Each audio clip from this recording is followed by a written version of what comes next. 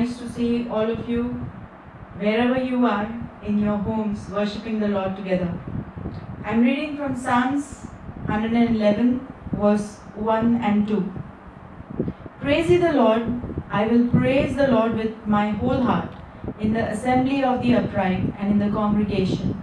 The works of the Lord are great, sought out of all them that have pleasure therein. With this thought, I'd like to welcome all of you once again for our Sabbath morning, and let's begin our service by singing song number 1.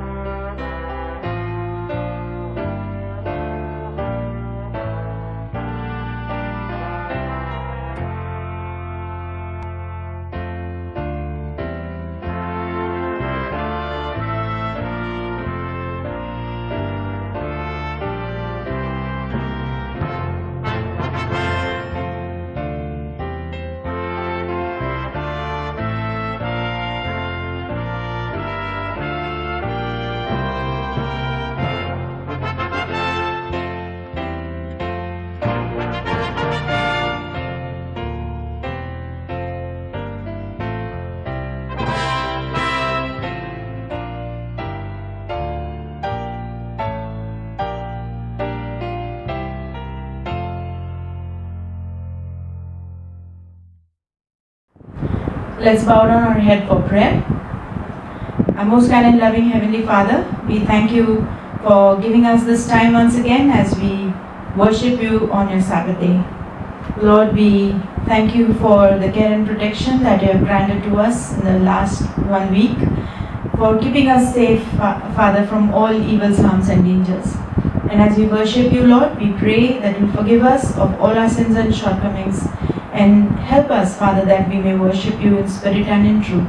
Be with us throughout the Sabbath services and throughout the Sabbath day, that we may remember to keep it holy. We thank you, Father, for hearing and answering our prayer, for I pray in Jesus' precious name. Amen. Good morning, all of you, and happy Sabbath. Today's mission report is Road to Jesus. I grew up in Cyprus, a Christian country, but my family was only nominally Christian. When I was 12, I became sick and no doctor could make me well. So I began to seek God. I visited various churches in hope of finding healing. I bowed before images and lighted candles, thinking my actions would concede God to help me, but it didn't work.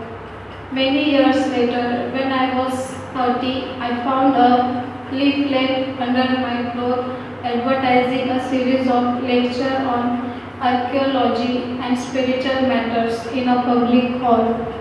The topic for each night was listed, although I didn't know it the time. The meetings were organized by the Seventh-day Adventist Church. I was not interested, but one topic about midway through the list of topics caught my attention. The Antichrist and the number 666. I decided to attend that one lecture. The lively presentation intrigued me, and I ended up attending the remaining meeting. At the conclusion, the organizer invited attendees to worship at a Seventh-day Adventist church. I began attending regularly and eventually became convicted about the Advent message, but I hesitated about baptism. Nicosia is a fairly small city and society is a fairly close-knit. So I wondered how my friends and family would react if they discovered that I had abandoned my childhood church to become a Seventh-day Adventist. For 10 years, I pondered whether it was important to be baptized. Would it make me a better person? Was I ready to follow this church and its lifestyle? The pastor was very patient. Over time, we became good friends. After some gentle encouragement, I was baptized. I have never regretted that decision. Several years have passed since that beautiful day. Today I am 55 and active in our small church family. I teach the Sabbath school and have worked with a new pastor to build a website to reach the people of Cyprus. Jesus is coming soon, and when he does, I will finally be healed of my lingering illness. Even more important, we want the people of Cyprus and around the world to know and be ready. Part of the 13th Sabbath offering this quarter will help construct a new church building and a community center in Nicosia for Antino's congregation and two other congregations. Thank you for planning a generous offering. Thank you.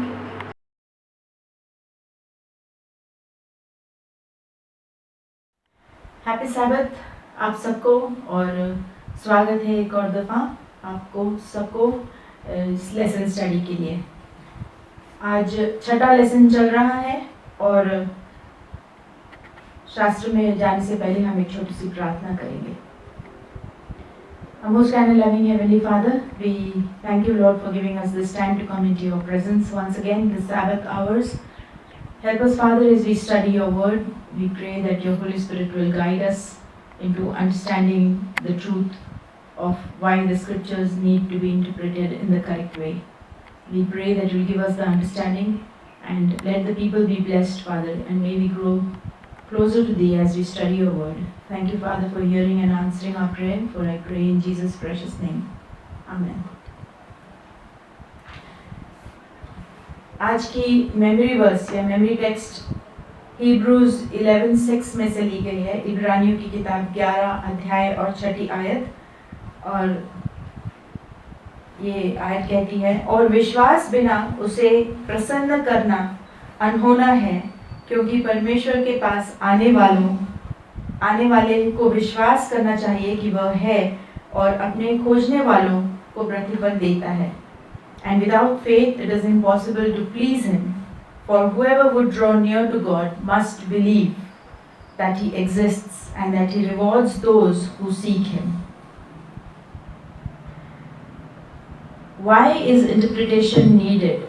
Interpretation का मतलब है व्याख्या। पवित्र शास्त्र की सही व्याख्या जानना क्यों जरूरी है, ये लेसन है इस हफ्ते का। और जैसे कि बाइबल में बताया है कि अगर, तो हम ये पढ़ रहे थे कि बाइबल की सही व्याख्या जानना ज़रूरी क्यों है।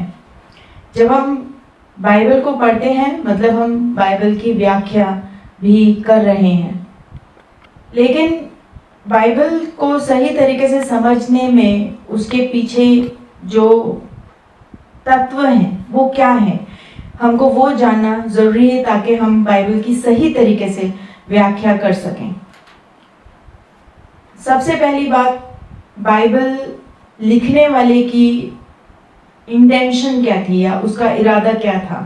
अगर मैं मेरे बेटे को लेटर लिखती हूँ या पत्र लिखती हूँ तो जब मेरा बेटा वो लेटर पढ़ता है तो वो उसके अंदर अपने तरीके से जो उसकी लेटर से जो सोच निकलती है वो नहीं करता, लेकिन वो ये जानने की कोशिश करता है कि मम्मी ने क्या लिखा है। मतलब लिखने वाले का इंटेंशन जो है जानना ज़रूरी है।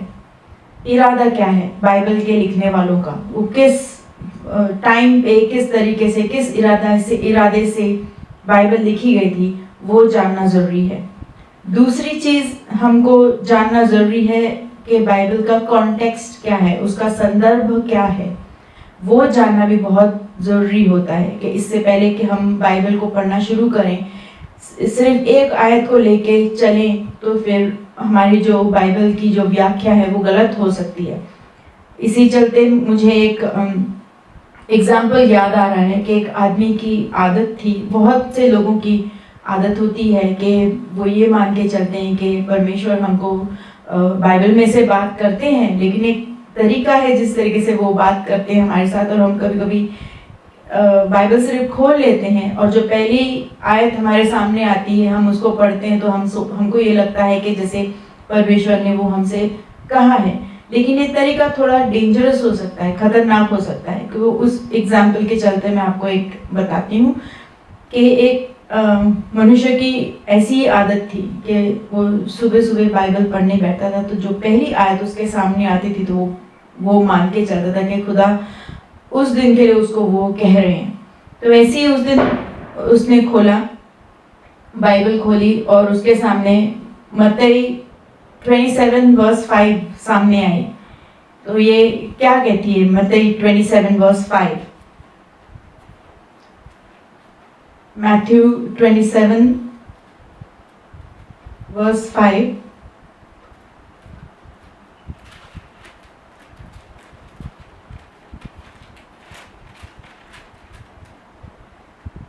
And throwing down the pieces of silver into the temple, he departed and went and hanged himself. मैं यहाँ पे ये कहा है कि यहूदा ने वो पैसे फेंके और जाके अपने आप को टांग लिया। तो उसने सोचा कि ये तो सही नहीं लगता, परमेश्वर मुझसे ऐसा क्यों कहेंगे। तो उसने बोला कि चलो मैं दूसरा एक आयत खोल के देखता हूँ, शायद वहाँ पे परमेश्वर मुझसे सही बताएंगे कि आज का उनके लिए मेरे लिए मनन क्या है।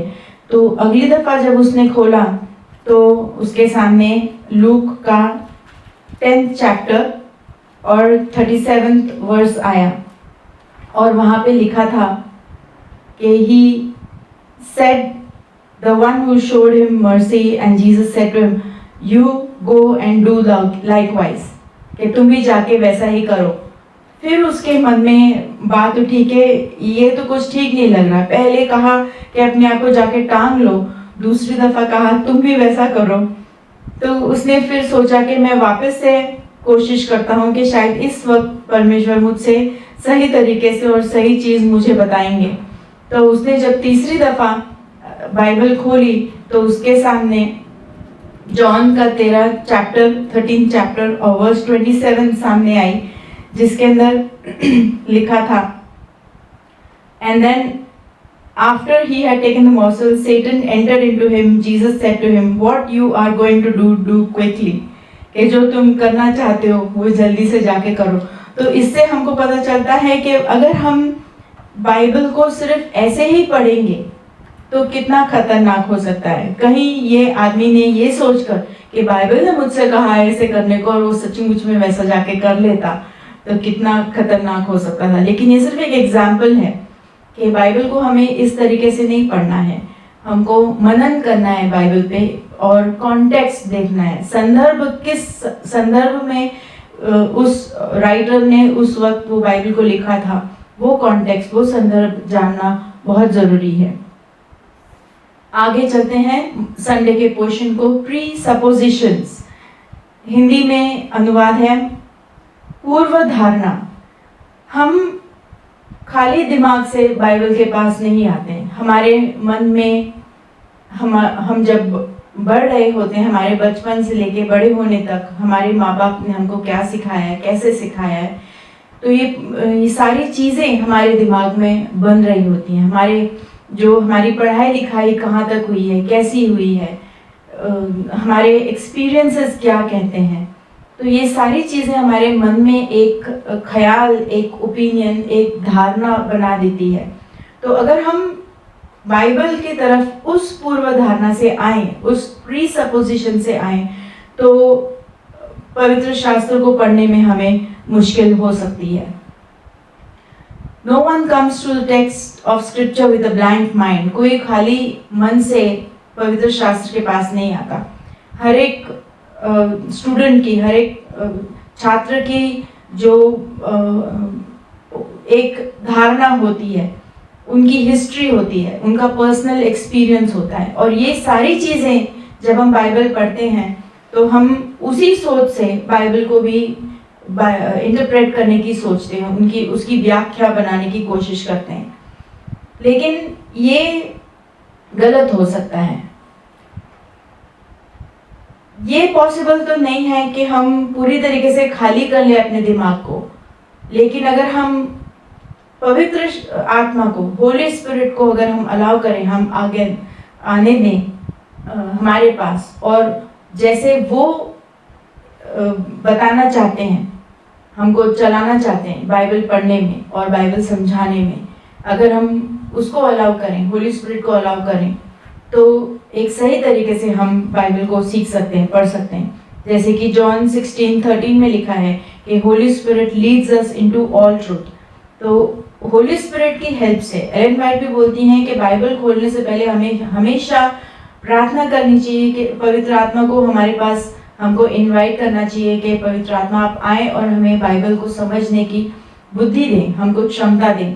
तो उस तरीके से अगर हम बाइबल पढ़ते हैं तो हमारी जो पूर्व धारणा है, प्री सपोजिशंस जो हैं, वो सब निकल जाएंगी और हम बाइबल को एक पूरी तरीके से नहीं, लेकिन कुछ हद तक खुले दिमाग से समझ सकेंगे। आगे बढ़ते हैं। मंडे के पोर्शन में ट्रांसलेशन एंड इंटरप्रिटेशन, भाषांतर और व्याख्या। हम सब जानते हैं कि बाइबल को इंग्लिश, हिंदी, मराठी, तमिल, तेलुगु में तो लिखा नहीं गया था। उसकी ओरिजिनल टंग्स जो थी वो हिब्रू, अरामाइक और ग्रीक थी। तो ये भाषाएं तो हम जानते नहीं हैं। जो थियोलॉजियंस हैं, जो बाइबल पढ़ने की स्पेशल ट्रेनिंग लेते हैं, वो ये भाषा सीखते हैं और उनको भाषांतर करने में आसानी हो जाती है, और उनकी व्याख्या जो है, इंटरप्रिटेशन जो होती है, क्योंकि वो ओरिजिनल टंग्स को जानते हैं, मुख्य भाषा को जानते हैं, इसके लिए उनको आसानी हो जाती है बाइबल समझने में। लेकिन जैसा मैंने पहले कहा, अगर हम पवित्र आत्मा को लेके चलते हैं साथ में, तो बाइबल समझने को हमें मुश्किल नहीं होगी।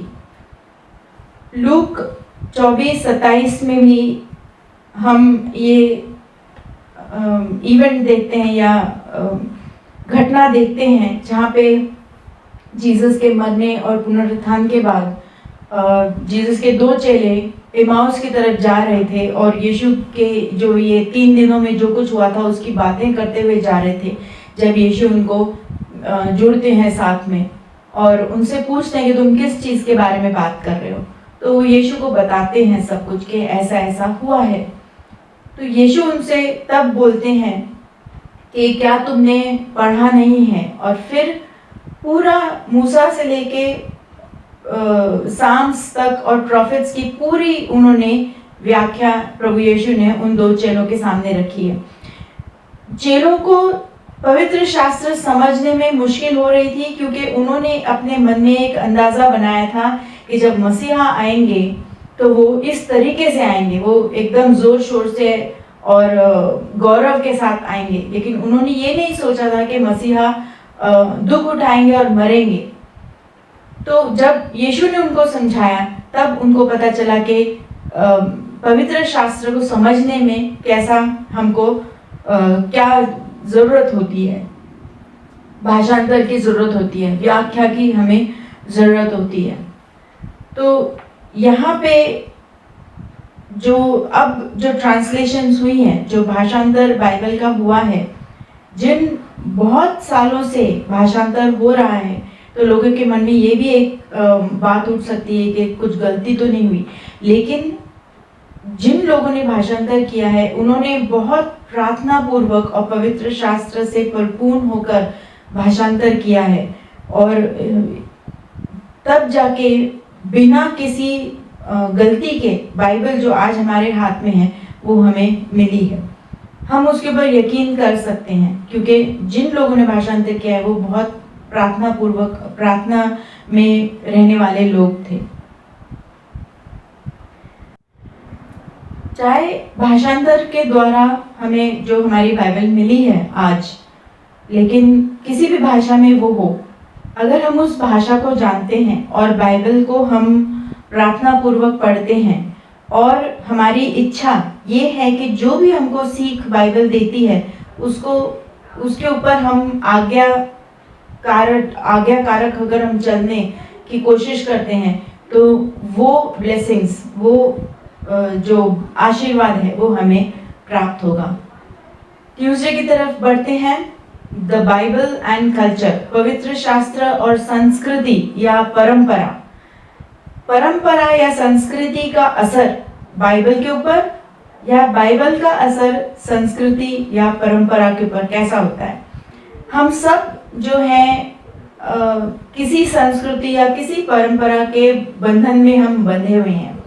आज की दुनिया बहुत से कंट्रीज में डिवाइड हुई भी है। हर एक कंट्री का अलग अलग कल्चर होता है। इंडिया में ही, भारत देश में ही अलग अलग संस्कृति है, अलग अलग परंपरा है।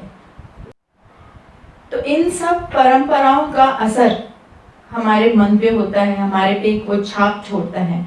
और जब हम इन परंपराओं के बंधन में बंधित होकर हम बाइबल पढ़ते हैं तो हम बाइबल को भी उसी व्याख्या में डालने की कोशिश करते हैं कि हमारे आसपास की जो संस्कृति क्या है, हमारी परंपरा क्या है। लेकिन पॉल ने, अगर हम एक्ट्स की किताब देखें 17th चैप्टर 23rd वर्स में देखते हैं कि पॉल ने किस तरीके से ग्रीक समुदाय की उन संस्कृति और उनकी परंपरा को कैसे इस्तेमाल किया। अगर हम ये वर्स पढ़ें तो हमको पता चलता है कि वहाँ पे जब पॉल थे तो उन्होंने एक कई मूर्तियाँ देखी जो बनी हुई थी और जो लोग उनको पूजते थे।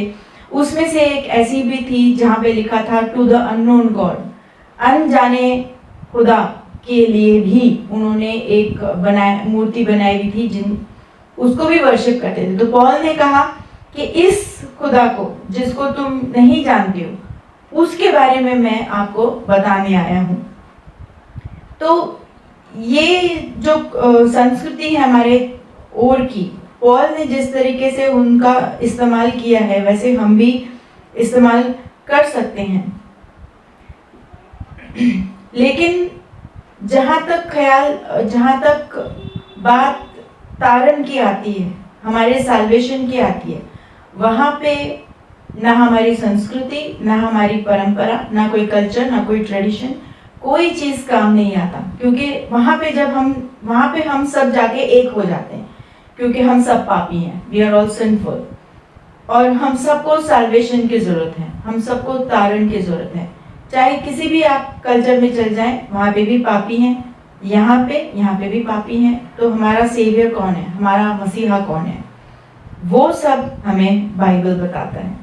बाइबल, जब हम इन सच को समझते हैं कि बाइबल में ही, जैसे यीशु ने कहा कि तुम पवित्र शास्त्र में ढूंढते हो और ये वो हैं जो मेरे बारे में बताते हैं, जो इटर्नल लाइफ के बारे में बताते हैं। तो परंपरा या बाइबल, संस्कृति या बाइबल, किस चीज़ पे हम ज़्यादा ध्यान देंगे? आजकल के ज़माने में बोला जाए तो लोगों को लगता है कि बाइबल इतनी पुरानी लिखी हुई है तो आज के ज़माने में उसका क्या असर होगा। लेकिन अगर फिर कहते हैं कि सच्चे मन से, पूरे दिल से और प्रार्थना पूर्वक अगर हम बाइबल के पास आएँ तो आज भी बाइबल वही असर, वही छाप हमारे मन पे छोड़ सकती है और हम बदल सकते हैं, हमारे दिल बदल सकते हैं, हम कन्वर्ट हो सकते हैं या हम यीशु के पास आ सकते हैं। So the word of God has that power to bring about the conversion of our hearts from sinful human beings. We can become the beings that love God and love His word. आगे चलते हैं इसी बात को आगे बढ़ाते हुए। आवर sinful end fallen nature, हमारा पापी और जो हमारा मन है उससे उस पे क्या असर होता है।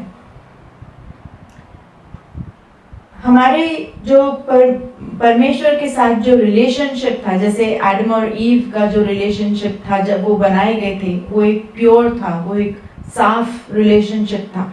लेकिन गुनाह की वजह से वो रिलेशन जो है हमारा पिता से वो टूट गया है, और हम जो है परमेश्वर के पास उसी पवित्रता से नहीं जा सकते। हम पापी मन से ही आते हैं परमेश्वर के पास, और जो धारणाएं हमारे मन में हैं वो हमें डरने पे मजबूर कर देते हैं कि परमेश्वर हमसे नाराज हैं या हम उनसे डरते हैं। लेकिन या तो हम एकदम उस एक्सट्रीम में चल जाते हैं जहाँ पे हम डरते हैं परमेश्वर के पास आने से, या तो हम अपने गुरूर से या ऐसे आते हैं कि हमें सब पता है, we are all knowing, we are very wise. दोनों ही तरीके से अगर हम बाइबल के पास आए तो वो जो असर खुदाबाप चाहते हैं हमारी जिंदगी में हो, वो पाप जो है उसमें अड़खड़न डालता है। अगर हम एक अहंकारी पर्सन की तरह अगर हम आते हैं परमेश्वर के पास, तो पहली बात तो हम परमेश्वर को और उसके वर्ड को, उसके शास्त्र को हम हटा देते हैं हमारी नजरों से कि हमको सब पता है, तो हमको इस पवित्र शास्त्र की जरूरत नहीं है। लेकिन अगर हम अपने खुद के दिल को टटोलें और अगर हमारे अहम को हम शांत कर दें, हम अलग हटाएं, तो ही पवित्र शास्त्र एक बहुत अट्रैक्टिव हो जाता है, उसकी तरफ हम खींचे चले जाते हैं, और परमेश्वर का आज्ञा क्या है हमारे लिए हम जानने के लिए उत्सुक हो जाते हैं। रेवलेशन चैप्टर 3 वर्स 17 में लाउडिसियन चर्च के बारे में लिखा है, जहाँ पे लाउडिसियन चर्च ये सोचता है कि वो पूरा परिपूर्ण है, उसके पास सब कुछ है, लेकिन यीशु उससे कहते हैं कि तुम नग्न हो, तुम्हें तुम्हारे आंखों के लिए आंखों का साल लो ताकि तुम्हें दिखाई दे, ताकि तुम मेरे पास आओ ताकि मैं तुमको कपड़े दे सकूं।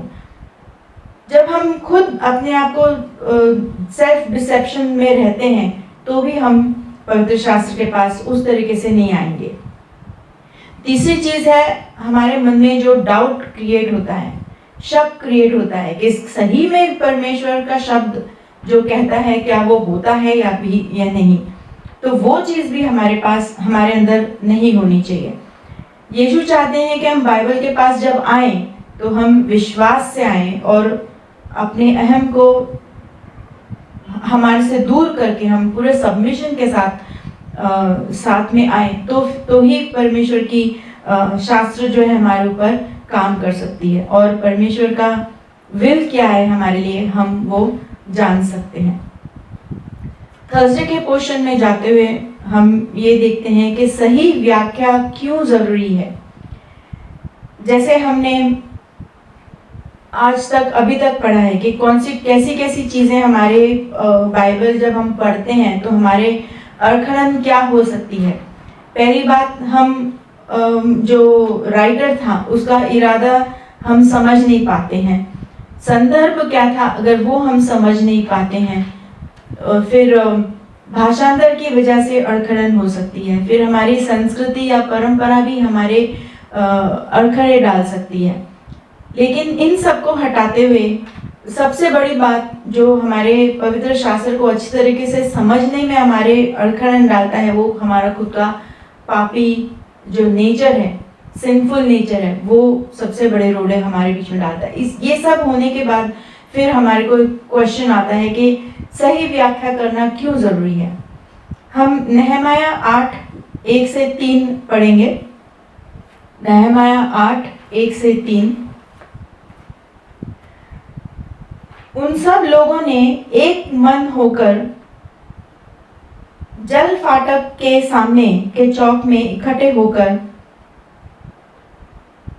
एजरा शास्त्री से कहा कि मूसा की जो व्यवस्था यहोवा ने इज़राइल को दी थी उसकी पुस्तक ले आओ। तब एजरा याजक 7वें महीने के पहले दिन को क्या स्त्री क्या पुरुष जितने सुनकर समझ सकते थे उन सबों के सामने व्यवस्था को ले आया।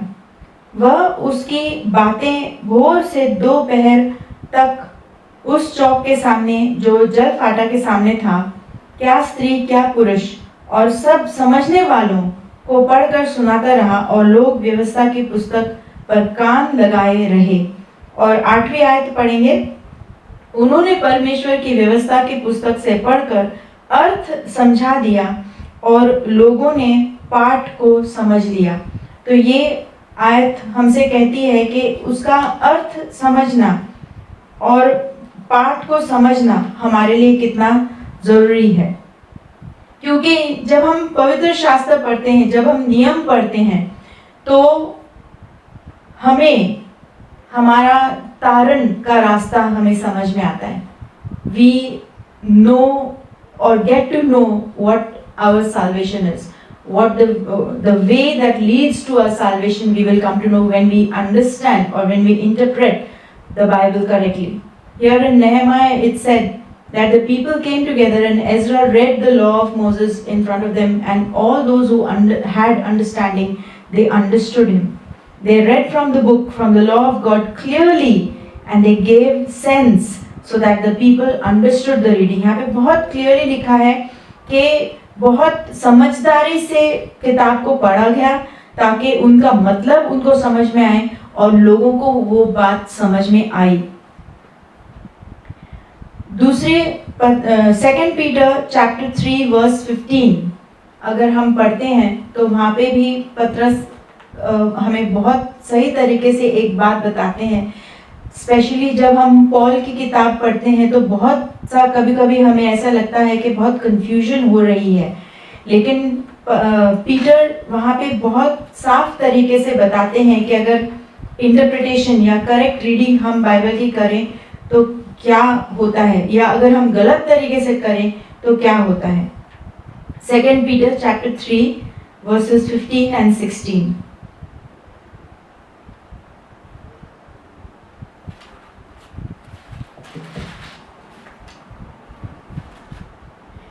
And count the patience of our Lord as salvation, just as our beloved brother Paul also wrote to you according to the wisdom given him, as he does in all his letters when he speaks in them of these matters. There are some things in them that are hard to understand, which the ignorant and unstable twist to their own destruction as they do the other scriptures. और हमारे प्रभु के धीरज को उद्धार समझो, जैसा हमारे प्रिय भाई पौलुस ने भी उस ज्ञान के अनुसार जो उसे मिला तुम्हें लिखा है, वैसे ही उसने अपनी सब पत्रियों में भी इन बातों की चर्चा की है, जिनमें कुछ बातें ऐसी हैं जिनका समझना कठिन है और अनपढ़ और चंचल लोग उनके अर्थों को भी पवित्र शास्त्र की अन्य बातों की तरह खींच तान कर अपने ही नाश का कारण बनाते हैं। हम नहीं चाहते कि हमारा नाश हो, इसीलिए बाइबल का सही तरीके से पढ़ना बहुत जरूरी है। उसकी सही व्याख्या निकालना, सही संदर्भ में उसकी व्याख्या निकालना बहुत जरूरी है। If we are a people of the book who want to live by the Bible and the Bible alone, and we do not have any other authoritative sources like tradition, creeds, or the teaching authority of the church to interpret the Bible for us, then the issue of a correct hermeneutic of the Bible is so important, because we have only the Bible to tell us what we believe and how we shall live. Without a correct interpretation of the Bible, there can be no unity of doctrine and teaching. सही संदर्भ में पहुंचने के लिए Bible को सही तरीके से व्याख्यान करना उसका इसीलिए जरूरी होता है, क्योंकि हम सब एक ही विश्वास में हैं, एक ही प्रभु को हम मानते हैं और एक ही टीचिंग पे भी, एक ही डॉक्ट्रिन पे भी हम चलना चाहते हैं। और अगर हम चाहते हैं कि हम उस यूनिटी पे पहुंचे, तो हम सबकी व्याख्या एक ही होनी चाहिए, हम सबका इंटरप्रिटेशन भी एक ही बन जाना चाहिए। इसीलिए सही व्याकरण करना बहुत जरूरी है। अंत में मैं एलन वाइट की किताब messages to the young people से पढ़ना चाहूँगी। As a humble seeker for truth sits at Christ's feet and learns of him, the word gives him understanding. To those who are too wise in their own conceit to study the Bible, Christ says, "You must become meek and lowly in heart, if you desire to become wise unto salvation." ये पूरी आज की जो इस हफ्ते की जो सीख है हमें यही बताती है कि जो हमारा एंड रिजल्ट है, एंड रिजल्ट जो है हमारा साल्वेशन है, हमारा तारण है। उस चीज़ में अगर हम चालाक बनते हैं या अगर हमको बाइबल पढ़ के वो सीख प्राप्त होती है तो हमारा मकसद जो है पूरा होता है। लेकिन अगर हम इंग्लिश में कहावत है, सर्चिंग फॉर द ट्रीज और making the trees to be the forest rather than forest for the trees, मतलब एक एक चीज़ बाइबल को अगर हम एक एक हिसाब से ही अगर लेंगे तो हमको तारण का मार्ग प्राप्त नहीं होगा। लेकिन अगर हम बाइबल को पूरी तरीके से हम समझने की कोशिश करेंगे, line upon line, precept upon precept, here a little there a little, तब जाके हमको हमारा साल्वेशन की प्राप्ति हो पाएगी। तब हम यीशु को सही तरीके से पहचान पाएंगे। और यीशु कहते हैं मैं शब्द हूँ, और यीशु ही सत्य है, मार्ग भी है और जीवन भी है। और ये चीज़ हमको सब पवित्र शास्त्र से मिलता है। तो अगर हम सच्चाई से पवित्र शास्त्र के पास आए यीशु की और पवित्र आत्मा की मदद लेके, तो ही हमको पवित्र शास्त्र को सही तरीके से समझने का हमको ज्ञान प्राप्त होगा। प्रार्थना करेंगे। Our Father in heaven, Father, thank you, Lord, for giving us this time. We thank you, Father, for allowing the Holy Spirit to bless us with the right understanding of the interpretation of scriptures. We pray that you will lead us into the truth. Thank you, Father, for hearing and answering our prayer, for I pray in Jesus' precious name. Amen. आपण आपली शाळा समाप्त करण्यासाठी गीत number 216 हे सर्व मिळून गाऊया।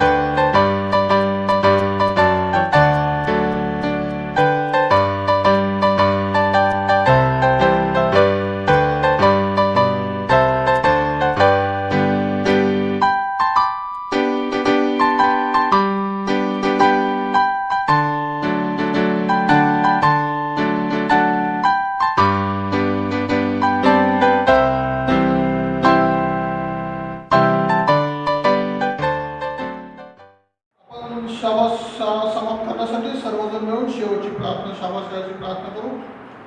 हे आमच्या प्रेमळ जिवंत देवपास पुन्हा एक वार या शाबातवारी तू आम्हाला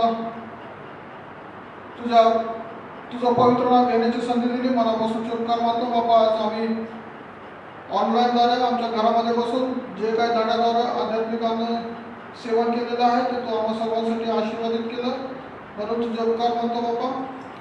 आज विशेष करून प्रार्थना करतो बाबा, आम्ही मिशन लेखाद्वारे जे काही साक्ष वाचलेले आहे ते तू आम्हा सर्वांसाठी आशीर्वादित केलीस, आणि बाबा जे काही गीतं गायले ते तू आशीर्वादित केलीस, म्हणजे उपकार मानतो बाबा।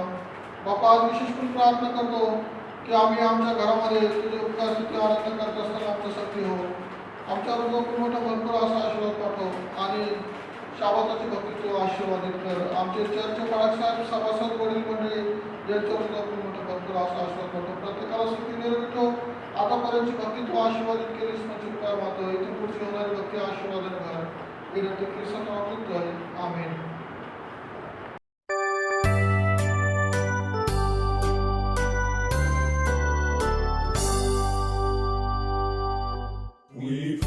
thee, O God, for the Son of thy love, for Jesus who died and is now gone above.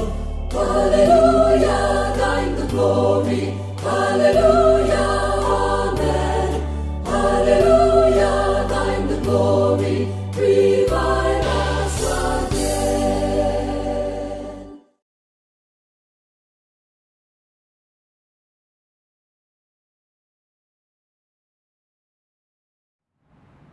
हे परमेश्वरा, तू मला पारखिले आहे. तू मला जाणतोस. माझे बसणे व माझे उठणे तू जाणतोस. तू दुरून माझे मनोगत समजतोस. तू माझे चालणे व माझे दिसणे बारकाईने पाहतोस आणि माझ्या एकंदर वर्तनक्रमाची तुला माहिती आहे. हे परमेश्वरा, माझ्या मुखातून असा एकही शब्द येत नाही की तो तुला मुळीच कळून ठाऊक नाही. तू मागून पुढून मला घेरले आहे. माझ्यावर तू आपला हात ठेविला आहे. हे ज्ञान माझ्या कल्पनेपलीकडे आहे. हे अगम्य आहे. हे माझ्या अवक्या बाहेर आहे. मी तुझ्या आत्म्यापासून कुठे जाऊ? मी तुझ्या समक्षेतूपासून कुठे पळून जाऊ? ह्या वचनाने मी आपल्या सर्वांचं आजच्या उपदेशाच्या सभेमध्ये सर्व सभासदांचं स्वागत करतो आणि आमचे विशेष करून सर्व छावणी मंडळी आणि जे कोणी आज आमचा संदेश हा या ठिकाणी लाईव्ह चर्चवरती जे पाहत आहेत, व्ह्यूअर्स आहेत, त्या सर्वांचं मी आज या उपदेश सभेमध्ये छावणी मंडळीमध्ये हार्दिक स्वागत करतो. आपली उपासना सुरू करण्यासाठी आपण सर्वजण गीत नंबर 10 हे गाणार आहोत. गीत नंबर 10, राष्ट्रांनो या नमाया या देव पित्याला वंदाया. गायन नंबर 10 मराठी उपासना संगीत.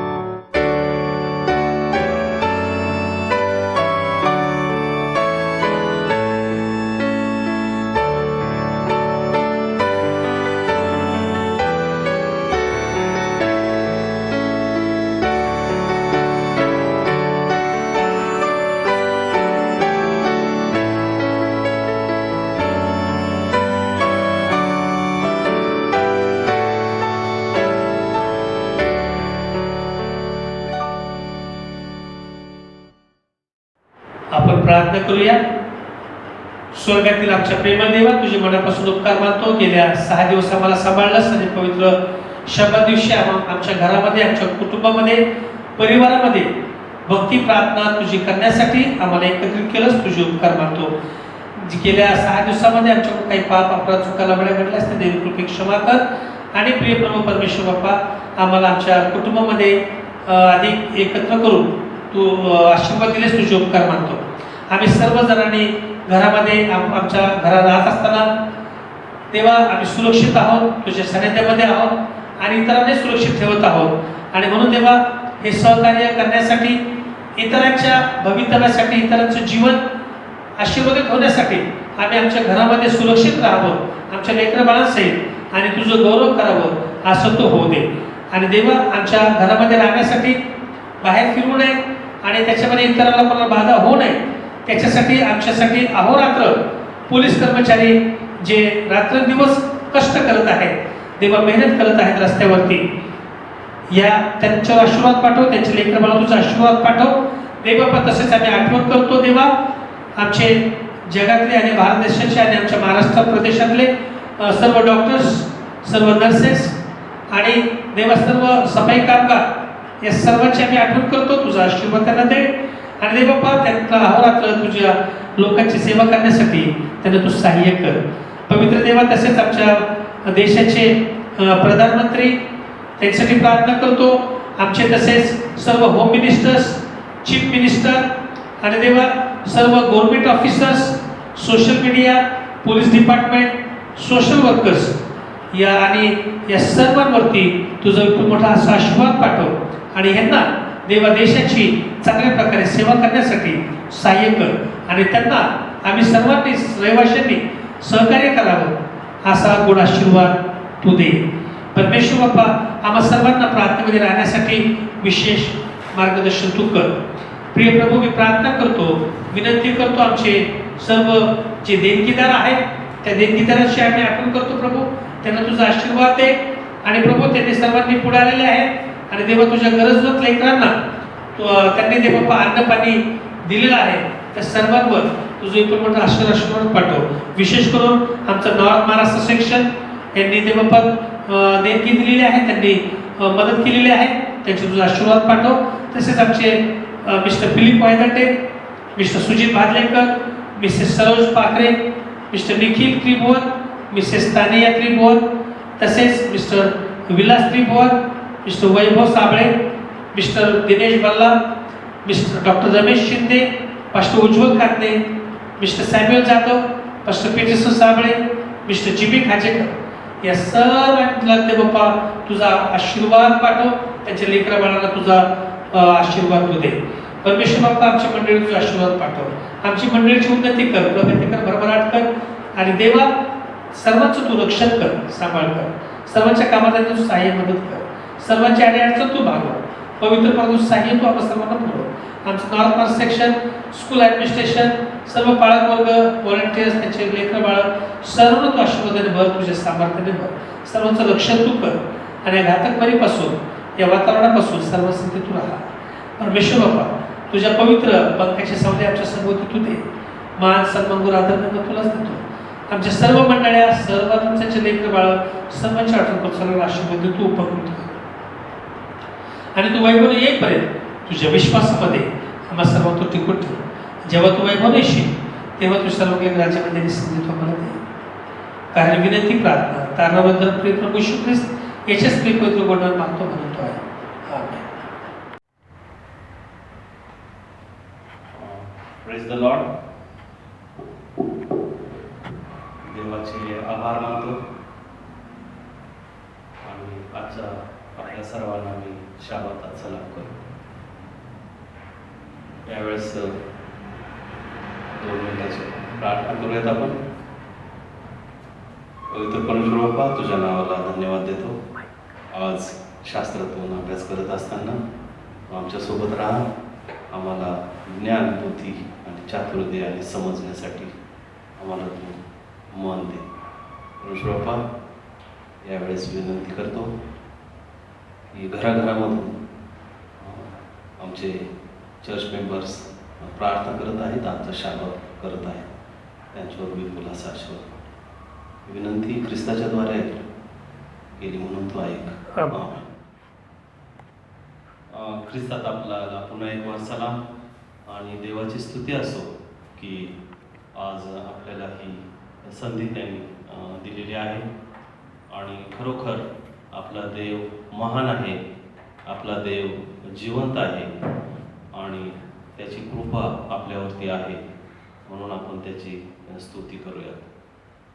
यावेळेस विशेष उल्लेख करू इच्छितो की कोरोना व्हायरस याचा प्रादुर्भाव मोठ्या प्रमाणात आहे आणि निश्चितच हे संकट आपल्यावरती आलेलं आहे आणि या संकटामधून देव आपल्याला निश्चितच बाहेर काढेल याचा मला विश्वास आहे. सरकारतर्फे, प्रशासनातर्फे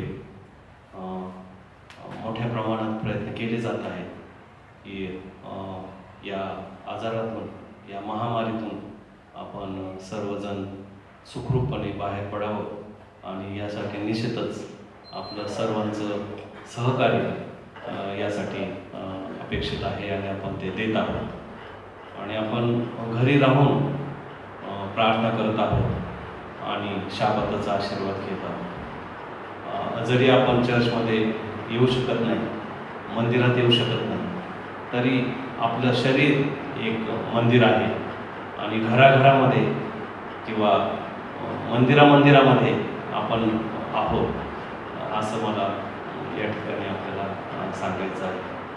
आणि खरोखर घरी राहा, सुरक्षित राहा आणि सरकारनं देखील सहकार्य करा. यावेळेस विशेष आभार मानतो की church pastor Peter sir Sable यांनी मला 2 शब्द बोलण्याची संधी दिलेली आहे. तसेच आभार मानतो या नॉर्थ महाराष्ट्र सेक्शनचे अध्यक्ष पास्टर उज्ज्वल कांदे, त्यांचं नेहमीच आम्हाला यासाठी प्रोत्साहन आहे. आणि आभार मानतो मंडळीचे, कारण मंडळीने या चर्चमध्ये जरी आपल्याला येता नाही आलं तरी घरी राहून हा संदेश ते ऐकत आहे. आजच्या चिंतनाकरता, मननाकरता विषय निवडलेला आहे मी, न्यायाचा दिवस व माझी तयारी. न्यायाचा दिवस व माझी तयारी. आजचा शास्त्रभाग आपण वाचणार आहोत मत्तई याचा 25वा अध्याय 31 ते 46. मत्तई याचा 25वा अध्याय 31 ते 46. जेव्हा मनुष्याचा पुत्र आपल्या वैभवाने सर्व देवदूतांसह, तेव्हा तो आपल्या वैभवशाली राजस्थानावर बसेल. पुन्हा वाचतो, जेव्हा मनुष्याचा पुत्र आपल्या वैभवाने सर्व देवदूतांसह येईल, तेव्हा तो आपल्या वैभवशाली राजासनावर बसेल. त्याच्या पुढे सर्व राष्ट्र जमविले जातील आणि जसे मेंढपाळ शेरडांपासून मेंढरे वेगळी करतो, तसे तो त्यास एकमेकांपासून वेगळे करेल. आणि मेंढरास तो आपल्या उजवीकडे व शेरडास डावीकडे ठेवी. तेव्हा राजा आपल्या उजवीकडेच्याच म्हणेल, अहो माझ्या पित्याच्या आशीर्वादित हो, या जे राज्य जगाच्या स्थापनेपासून तुम्हाकरिता सिद्ध केले आहे ते वतन घ्या. कारण मी भुकेला होतो तेव्हा तुम्ही मला खावयास दिले, तान्हेला होतो तेव्हा मला प्यावयास पाणी दिले, परका होतो तेव्हा मला घरात घेतले, उघडा होतो तेव्हा मला वस्त्र दिले, आजारी होतो तेव्हा माझ्या भेटीला आला, बंदी शाळेत होतो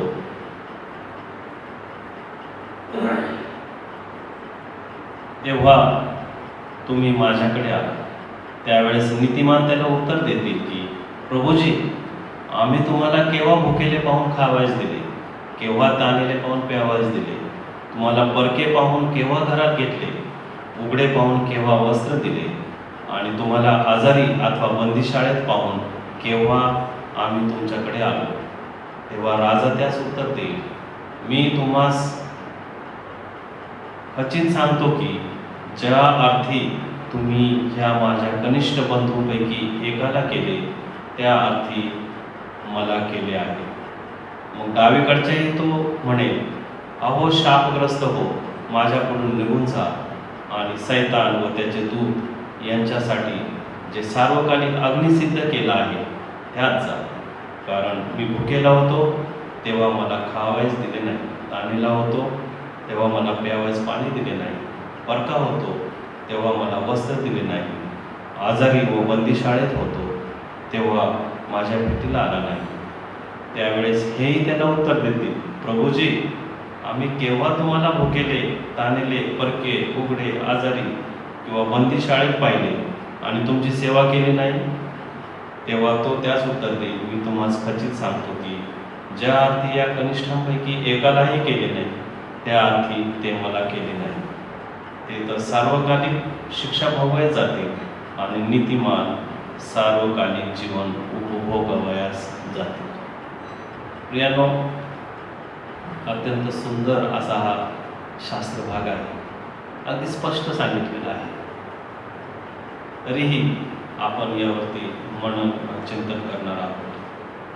वचन 31 जर आपण पाहिलं तर आपल्या लक्षात येईल की 2000 वर्षापूर्वी या जगामध्ये ख्रिस्त आला. त्यावेळेस तो असहाय्य असं बालक होता. मात्र त्यांनी या पृथ्वीवरती राहून कार्य केले. त्यांनी आपल्यासाठी क्रूसखांबावरती आपला प्राण दिला आणि त्याला मरण आले आणि मरणाला त्याने जिंकले आणि तो आपल्यासाठी जागा तयार करावयास स्वर्गात गेला. तर मी तुम्हाला सांगू इच्छितो की जेव्हा तो पुन्हा येणार आहे त्यावेळेस तो एक सामर्थ्यशाली, गौरवशाली असा प्रभू येशू ख्रिस्त म्हणून पुन्हा येणार आहे. म्हणून वचन सांगतं की जेव्हा मनुष्याचा पुत्र येईल त्यावेळेस तो खऱ्या खऱ्या सामर्थ्याने आणि गौरवाने आपल्याला पुन्हा घेण्यास येईल. मात्र त्या अगोदर काय काय होणार आहे? आपण स्वर्गात घेतले जाणार आहोत, पुढे आपण त्याच्यासोबत राहणार आहोत, हे तर अटळ आहेच. मात्र स्वर्गात घेण्यापूर्वी काय काय होणार आहे त्याचा क्रम आपण पुढे पाहणार आहोत. त्याच्या पुढे सर्व राष्ट्र जमविले जातील आणि जसे मेंढपाळ शेरडांना मेंढरापासून वेगळे करतो तसे तो त्यास एकमेकांपासून वेगळे करतो. याचा काय अर्थ आहे? शेरडांना आणि मेंढरांना वेगळे करणे, राष्ट्रांना त्याच्या पुढे आणणे, याचा अर्थ असा आहे की त्या दिवशी न्याय होणार आहे आणि तो न्यायाचा दिवस समीप आलेला आहे. ख्रिस्ताचे येणे समीप आलेले, जवळ आलेले आहे आणि जेव्हा न्याय होईल त्यावेळेस तो हे कृत्य करणार आहे. थोडक्यात हा जो 31 पासून ते 46 आपला जो वाचन आहे त्यामध्ये पुढे काय घडणार याचं एक चित्र दाखवलेलं आहे आपल्याला. त्याच्या पुढे सर्व राष्ट्र जमविले जातील. म्हणजे काय होईल की पूर्ण पृथ्वीवरील लोक, सर्व राष्ट्रे, मग ते कोणत्याही धर्माचे असो, कोणत्याही जातीचे असो, किती सामर्थ्यशाली असो, किती दीनगरीब असो, या सर्वांना या न्यायापुढे जावं लागणार आहे. आणि त्या ठिकाणी त्यावेळेस कोणताही भेदभाव होणार नाही. जर आमका राष्ट्राध्यक्ष उठला आणि म्हटलं नाही, मी सगळ्यात ताकदवान आहे, आमच्याकडे अमके ख्रिस्ती आहेत, आमच्याकडे आम्ही एवढी ख्रिस्ती लोकांना मदत केलेली आहे, आमच्याकडे असं झालेलं आहे, तसं झालेलं आहे, नाही, कोणताही भेदभाव होणार नाही. ख्रिस्ती लोकांमध्ये, विदर्भी लोकांमध्ये सर्वांना समान न्याय मिळणार आहे. तसेच जात धर्म हे राहणार नाही, स्त्री पुरुष हा भेदभाव राहणार नाही. कारण तारण हे सर्वांसाठी वैयक्तिक आहे. ज्यांनी त्यांनी आपलं तारण करून घ्यायचं आहे आणि तारण हे सर्वांसाठी समान आहे. म्हणून जसं दुसऱ्या भागात बघतो आपण, शेरडे आणि मेंढरांना एकमेकांपासून वेगळे करण्यात येते, तसं येशू ख्रिस्त आपल्याला वेगळं करणार आहे. तर नेमकं काय होणार आहे? या ठिकाणी म्हटलेलं आहे की वचन 32 मध्ये आपण जर वाचलं, त्याचा दुसरा भाग जर वाचला तर जसे मेंढपाळ शेरडांपासून मेंढरे वेगळे करतो तसे तो त्यास एकमेकांपासून वेगळे करतो. म्हणजे शेरडे कोण आहेत, मेंढर कोण आहे, मेंढपाळ कोण आहे, देवाचा माणसाचा पुत्र कोण आहे? माणसाचा पुत्र येशू ख्रिस्त आहे. मेंढपाळ येशू ख्रिस्त आहे. शेरडा आणि मेंढर आपण आहोत. पण आपल्यामध्ये पण दोन भाग आहेत. आपल्यापैकी काही मेंढरं आहेत, काही शेर आहेत. आता मेंढरच का, तर आपण बघतो सुरुवातीपासून की येशू ख्रिस्त अगोदर कोकरा म्हणून जुन्या करारामध्ये येशू ख्रिस्ताला बघितलं जायचं, ज्याचं अर्पण होणार. हा निष्कलंक असा कोकरा आहे. आणि मेंढरांची जशी जवळपास तशीच अवस्था आहे. येशू ख्रिस्ताला जसे आपल्यातील चांगले वाईट गुण कळतात, त्याचप्रमाणे मेंढपाळांना कोणते मेंढरं आहेत आणि कोणते शेड आहेत, कोणत्या मेंढरांना कसे गुण आहेत, कोणत्या शेडांना कसे गुण आहेत हे कळतं. म्हणून त्याप्रमाणे तो त्यांना वेगळं वेगळं करत असतो. दुसरी गोष्ट, वेगळे करणं फार आवश्यक आहे, कारण मेंढरांमध्ये शेरडं काय करत असतात, डिस्गाईजमध्ये असतात, त्यांच्यामध्ये मिसळत असतात आणि त्यांचे कृत्य चालू ठेवत असतात. त्यामुळे ह्या गोष्टी आपल्याला समजणे महत्त्वाचे आहे. मेंढपाळ येशू ख्रिस्त आहे. मेंढपाळात जसे शेरडांचे आणि मेंढरांचे गुण अवगुण माहीत असतात, तसेच ख्रिस्ताला देखील आपले गुण अवगुण माहीत आहे. तसेच विश्वासणारे व तारणास पात्र अशा लोकांना वेगळे करणं आवश्यक आहे. मेंढरं म्हणजे त्याच्यावर विश्वास ठेवतात, शेरडं म्हणजे अविश्वासू, पापी, अधर्मी इत्यादी लोक. म्हणून मेंढरू जसं की ख्रिस्ताचं प्रतीक आहे, त्याचप्रमाणे ह्या मेंढरांना उजव्या बाजूला काय केलं जाईल, वेगळं केलं जाईल, आणि शेरडांना डाव्या बाजूला वेगळं केलं जाईल. आता उजवी बाजू ही का उल्लेखित आहे, उजव्या बाजूलाच काय केलं. जर आपण वाक्यप्रचार जर बघितला तर सगळं उजव्या बाजूला चांगलं आपण उल्लेख करतो की हा उजवा आहे, हा डावा आहे, हा याच्यापेक्षा उजवा आहे.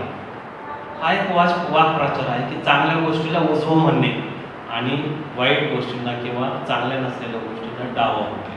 हा त्याच्यापेक्षा थोडा डावा आहे, याला बाजूला. तर अशा गोष्टीचा हा सर्वसाधारण वाक्प्रचार आहे की उजव्या आणि डाव्याला ते दोन बाजूला केलं जाते. काही असो, पण त्यांना वेगळं केलं जाईल. त्यामुळे दुष्ट लोक सहजपणे चांगल्यामध्ये जे मिसळले जातात ते या प्रकारे वेगळे होऊ शकतात. 34वं वचन जर आपण बघितलं तर आपल्याला असं लक्षात येईल की आरंभापासूनच देवाला आपण अतिशय प्रिय आहोत. 34वं वचन काय म्हणतं की तेव्हा राजाला आपल्या उजवीकडेच म्हणेल, आहो माझ्या पित्याच्या आशीर्वादित हो, जे राज्य जगाच्या स्थापनेपासून तुमच्यासाठी सिद्ध केलेले आहे हे वचन घ्या. येशू ख्रिस्ताला, देवाला पहिल्यापासूनच आपण प्रिय आहोत. देवाने मनुष्याला त्याच्या प्रतिमेमध्ये तयार केलं, आपला प्राण त्याच्यामध्ये फुंकला आणि त्याला त्याने तयार केलं. म्हणून सर्वात प्रिय देवाला कोण आहे तर मनुष्य प्राणी. त्यामुळे मनुष्यासाठी स्वर्गामध्ये देवाने जागा तयार ठेवलेली आहे. त्याला असं वाटतं की यांनी यावं, माझ्यासोबत राहावं आणि त्यांना तारण प्राप्त होऊन सार्वकालिक जीवन मिळावं. करिता हे राज्य देवाने आपल्यासाठी राखून ठेवलेले आहे. तसेच आपण 35 आणि 36 वाचतो तर हा अत्यंत महत्त्वाचा भाग यामध्ये आपण बघू शकतो की या ठिकाणी लिहिलेले आहे की मी भुकेला होतो तेव्हा मला खावायच दिले, ताणेला होतो तेव्हाच मला प्यावायच दिले, परका होतो तेव्हा मला घरात घेतले, उघडा होतो तेव्हा मला वस्त्र दिले, आजारी होतो तेव्हा मला भेटीला आला आणि बंदिशाळेत होता तेव्हा तुम्ही माझ्याकडे आला. त्याचा अर्थ काय आहे? त्याचा अर्थ काय आहे? 35 आणि 36 याचा आपण अर्थ समजून घेतला. तसं 37, 38 आणि 39 वचन जर आपण बघितले तर या ठिकाणी लोक प्रतिप्रश्न करत आहेत की हे काय आम्ही कधी केले. तसे 40व्या वचनामध्ये म्हणतात, तेव्हा देव त्यांना म्हणाला की ज्या अर्थी तुम्ही माझ्या एखाद्या कनिष्ठ बंधूंपैकी केले आहेत त्या अर्थी ते मलाही केले आहे. थोडक्यात यामध्ये मला असं सांगायचं आहे की आपण ज्यावेळेस मदत करतो, एखाद्याला मदत करतो, तर आपण ती मदत करताना त्याच्या प्रतिफळांचा विचार करू नये, त्यामधून मला काय मिळेल त्याचा विचार करू नये. सरळ मनाने, अंतःकरणाने आपण मदत करावी. म्हणून जर आपलं जे तारण आहे हे जर वैयक्तिक आहे तर मग हे सगळं का करायचं आहे? आपल्याला मिळणारं तारण हे देवाच्या कृपेने जर मिळत असेल तर आपल्याला मग ह्या गोष्टी का करायच्या आहेत? आणि जर आपल्याला तारण आपल्या विश्वासाने मिळत आहे तर मग ह्या गोष्टी आपल्याला का करायच्या आहेत? तर मला यामधून एकच सांगायचं आहे की का करायचं आहे आपण विचार करा, आपल्यासाठी आपण हे सर्व करतो तर मग इतरांसाठी का करू? येशू ख्रिस्ताने जेव्हा म्हटलेलं आहे तुम्ही हे इतरांसाठी करा म्हणजे माझ्यासाठी, मग का करू नये आपण? म्हणून आपण आपल्या कनिष्ठ बंधूसाठी सेवा करतो तेव्हा देवासाठी हे करत आहोत. म्हणून आपल्याला हे करायचं. येशू ख्रिस्ताने तेच केले आणि आपल्याकडूनही येशू ख्रिस्ताची तीच अपेक्षा आहे. म्हणून एका ठिकाणी प्रश्न केला जात आहे की आम्हाला हे माहीत देखील नाही की आम्ही हे केलेलं आहे. खरोखर जेव्हा आपण फळांची अपेक्षा करत नाही त्यावेळेस आपल्या गोष्टी लक्षात राहतात. कदाचित आपण एखाद्याला पैसे दिले असतील जे आजकाल मागितलेले नाही, त्याची गरज होती, अन्न दिलं असेल, एखादा आपला शर्ट दिला असेल जो आपण विसरून गेलो. परमेश्वर प्रत्येक गोष्टीची नोंद घेतो, परमेश्वर विसरत नाही. म्हणून चांगले करत राहा, फळांची अपेक्षा करू नका. देव निश्चितच या गोष्टींची नोंद घेईल. आणि पुढे जाऊन आपण असे देखील पाहतो की जे डाव्या बाजूला लोक आहेत त्यांना सार्वकालिक मरणासाठी सैतान आणि त्याच्या देवदूतांबरोबर पाठवून देईल. देव करो ही वेळ आपल्यावर येऊ नये. आज खूप चांगली संधी आहे. आज अनेक लोक उपाशी आहेत, तहानलेले आहेत, कपडे नाहीत, बेघर आहेत, परके झालेले आहेत, कोणाचे मृत्यू पावलेत, कोणाला गावी जायचं आहे. सर्व गोष्टी आज ह्या महामारीच्या निमित्ताने आपल्या समोर आलेल्या आहेत. ही संधी आहे. ह्या आपल्या ज्येष्ठ बंधूंना करा, कनिष्ठ बंधूंना करा, म्हणजे आपण हे देवाला करू.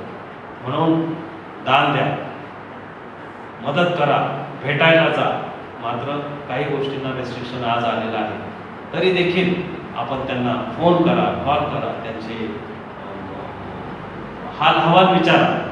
त्याद्वारे आपण या लोकांच्या भेटी घेऊ शकतो. आणि खरोखर जसं देवाने सांगितलेलं आहे की जसं तुम्ही तुमच्या कनिष्ठांना केलं, मला ही एक संधी आपल्याकडे आलेली आहे. आपण जरूर याचा विचार करावा आणि त्या डाव्या बाजूला न जाता उजव्या बाजूला किती जास्त प्रमाणात जाता येईल, इनफॅक्ट तिकडेच जाता येईल याचा आपण विचार करावा, मनन करावं, चिंतन करावं. आणि येशू ख्रिस्ताने जो आपल्याला कित्ता घालून दिलेला आहे त्याचं आपण अनुकरण करावं. देव खरोखर याद्वारे आपल्याला आशीर्वादित करेल आणि आपल्याला या महामारीमधून सुदबुद्धी देईल आणि आपल्याला यातून देखील बाहेर पडण्यासाठी मदत करेल. घरी राहा, निरोगी राहा, सेफ राहा, सुरक्षित राहा, आपली स्वतःची काळजी घ्या आणि प्रार्थनेत राहा. देव खरोखर आपल्याला आशीर्वाद करू अशी माझी आज आपल्यासाठी प्रार्थना. धन्यवाद.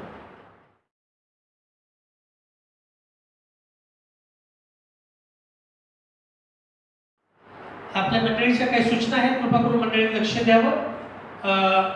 एवढी आता ही परिस्थिती सुरू आहे तरी आपण आपापल्या घरामध्ये चर्चेस भरवावेत आणि जसं भक्ती महत्त्वाची आहे ते एक उपासना महत्त्वाची आहे तसंच दान अर्पण, दशांश अर्पण देखील महत्त्वाचं आहे. तर माझी सर्व मंडळीतील सर्व सभासदांना, परिवाराला विनंती आहे की आपण आपल्या घरामध्ये आपलं चर्च भरवत असताना त्यासोबत आपण आपल्या कुटुंबाची वर्गणी घ्यावी, ती जमा करावी, एकत्र लिहावी, लिहून ठेवावी तारीखनुसार.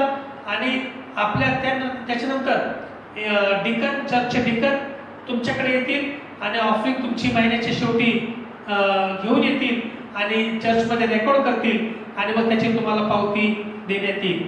तर कृपा करून आपली वर्गणी प्रत्येक शनिवारची, तुमचा दशांश, तुमचं अर्पण, विशेष अर्पण, वाढदिवसाचं अर्पण, सुवर्णाकरचं अर्पण जे असेल ते आपण सर्वांनी त्याची नोंद ठेवून तारीखनुसार आपल्या जवळ ठेवावी आणि महिन्याच्या शेवटी पालकांना किंवा मंडळीच्या खजिनदारांना कळवावं, फोन करावा फोनच्याद्वारे.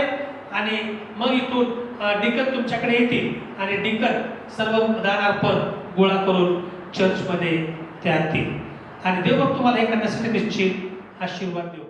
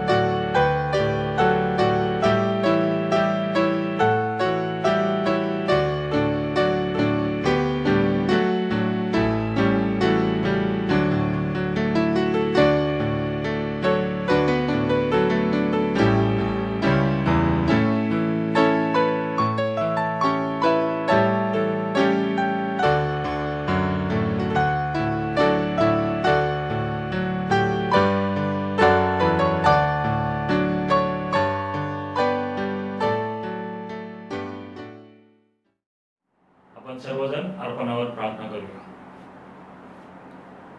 हे आमच्या स्वर्गातील जीवन देव बापा, आठवडाभर तू आम्हाला सांभाळलेला आहेस. या शाबतवारी देवा आपल्या घरामध्ये तुझी भक्ती करण्याची संधी दिलेली आहेस, त्याबद्दल तुझ्या नावाला गौरव असो. ह्या समयी देवा आम्ही आमच्या विश्वासाने जे तुझा दशांश आहे आणि आमच्याद्वारे देवा आमचे जे अर्पण आहेत ते तुझ्या पायाशी आणत आहोत. प्रार्थना करत आहोत देवा, जसं पवित्र शास्त्रामध्ये 2 मासे आणि 5 भाकरी यांना तू आशीर्वादित केलंस, तसंच देवा ह्या आमच्या प्रत्येकाच्या घरामध्ये जे अर्पण काढून आम्ही बाजूला ठेवलेलं आहे तेव्हा ते अर्पण तू आशीर्वादित कर. तू आम्हाला आश्वासन दिलेलं आहेस देवा की जेव्हा विश्वासूपणे आम्ही तुझं जे आहे ते तुझ्या चरणी आणतो, तू तुझा आशीर्वाद आमच्यावर देणार आहेस. आकाश आणि कपाटे उघडून आम्हाला घरामध्ये जागा मावणार नाही एवढा आशीर्वाद देवा तू आम्हाला देऊ केलेला आहेस. त्या विधवेने देवा तुझ्या शब्दावर विश्वास ठेवलेला आहे आणि प्रथम तिने तुझ्या चरणी ते अर्पण ठेवलेलं आहे. आणि पवित्र शास्त्र सांगतं देवा की जोपर्यंत दुष्काळ होता तिच्या घरामध्ये पीठ आणि तेल हे संपलेलं नाही. हाच अनुभव देवा आमच्या सर्वांचा असू दे. येणाऱ्या दिवसांमध्ये देवा जगाची जी व्यवस्था आहे ही आमची कठीण रीतीने परिस्थिती घेणार आहे. त्या काळामध्ये देवा केवळ तुझ्यावर विश्वास ठेवणं आणि भरोसा ठेवणं हेच आमच्या हातामध्ये असणार आहे. आणि म्हणून देवा आज हे अर्पण देत असताना आम्हाला त्या विश्वासाचा तू पात्रधार ठरव. दिलेल्या अर्पणावर देवा तुझा आशीर्वाद असू दे. प्रत्येक कुटुंबावर देवा जे तुझ्या पुढे हे अर्पण ठेवलेलं आहे त्यांच्यावर तुझा आशीर्वाद असू दे. ज्यांना देवा आज कठीण परिस्थितीत आहेत तू तुझ्या प्रेमेने करुणेने त्यांना सांभाळ. आमची प्रार्थना देवा तू ऐकलीस, याबद्दल आभारी आहोत, कारण प्रार्थना आम्ही येशू ख्रिस्ताच्या नावात केली. आमेन. To close our divine service, we'll sing the Marathi song Stava Tuza Karu Deva.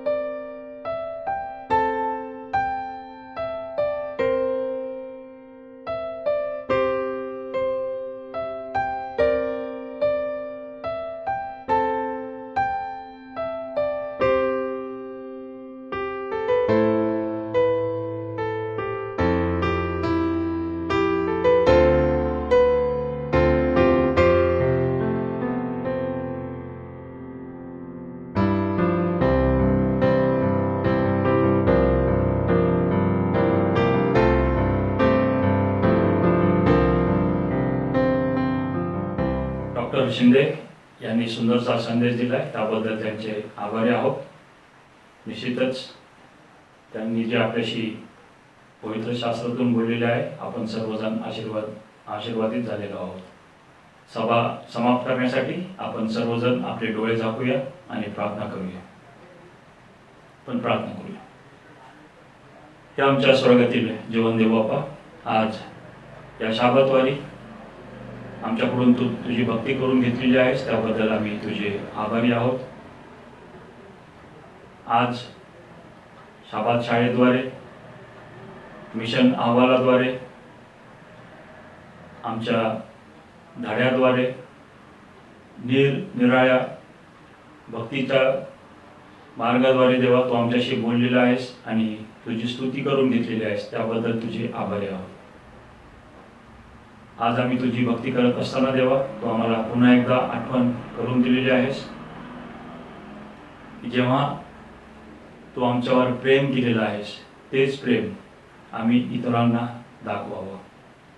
देवा तू आम्हाला नीतीसूत्र या पुस्तकामध्ये सांगितलेलं आहेस, जेव्हा आम्ही गरिबांना मदत करतो तर आम्ही तुला उष्ण देतो आणि त्या उष्ण दिल्याची फेड देवा तू आम्हाला करणार आहेस, तू आम्हाला आशीर्वादित करणार आहेस.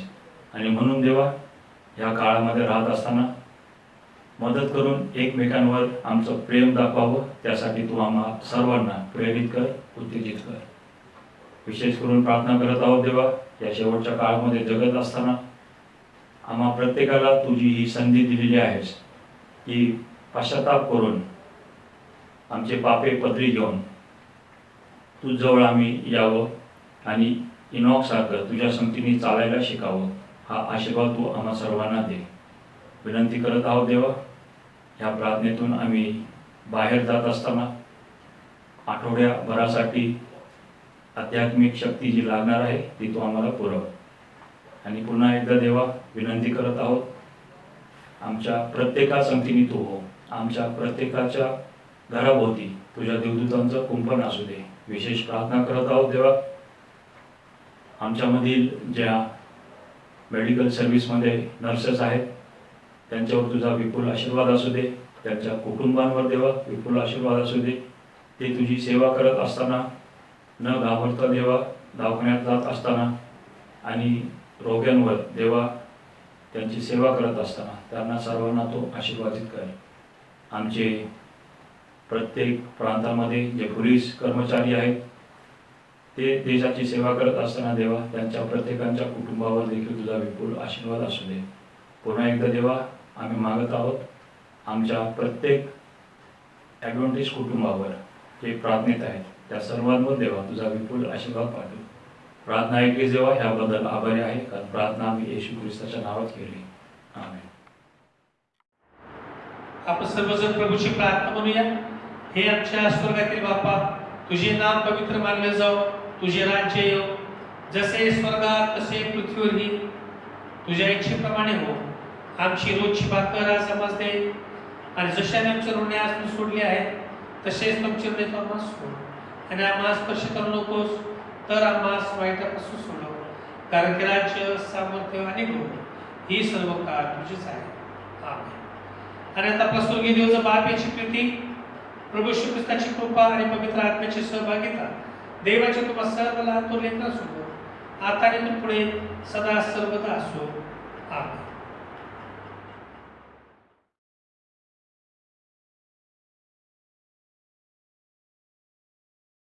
आणि प्रार्थना करत राहा. मंडळीतील एकमेकांसाठी प्रार्थना करा, मंडळीच्या उन्नतीसाठी प्रार्थना करा, आणि मंडळीच्या अधिक आध्यात्मिक वाढीसाठी प्रार्थना करा. मंडळीतील तरुण संघासाठी, वुमेन्स मिनिस्ट्री डिपार्टमेंटसाठी, तसेच सॅबे स्कूल डिपार्टमेंट, एवाय डिपार्टमेंट आणि ले ॲक्टिव्हिटी डिपार्टमेंट, सिंगिंग डिपार्टमेंट, जेवढे डिपार्टमेंट आपल्या चर्चमध्ये आहेत त्या सर्व डिपार्टमेंटसाठी माझे प्रियजनो प्रार्थनेमध्ये आठवण ठेवा. नॉर्थ महाराष्ट्र सेक्शनसाठी प्रार्थना करा. नॉर्थ महाराष्ट्र सेक्शनमध्ये असणारे सर्व पालकवर्ग, सुवार्ते, व्हॉलेंटियर्स, त्यांच्या परिवारासाठी, त्यांच्या लेकरबाळांसाठी प्रार्थना करा.